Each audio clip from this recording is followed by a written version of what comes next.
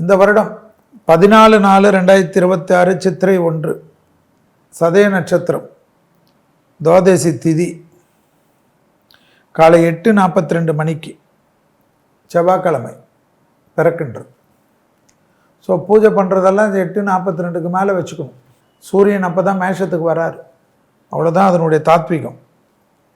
மந்திரியாக செவ்வாய், ராஜாவாக குரு, அரக்காதிபதியாக சந்திரன், அப்படி எல்லா கிரகங்களையும் கொண்டு தான் சங்கராந்தி தேவதை மந்தாக்கினி.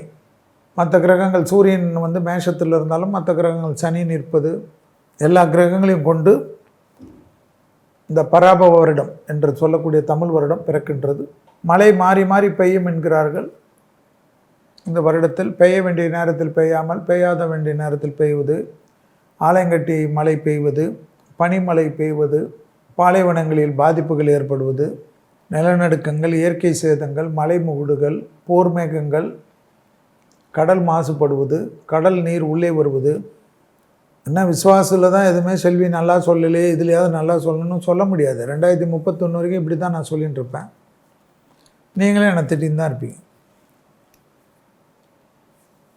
இன்னும் நிறைய பிரச்சனைகள்லாம் உலகம் சந்திக்கக்கூடிய வருடம் இது.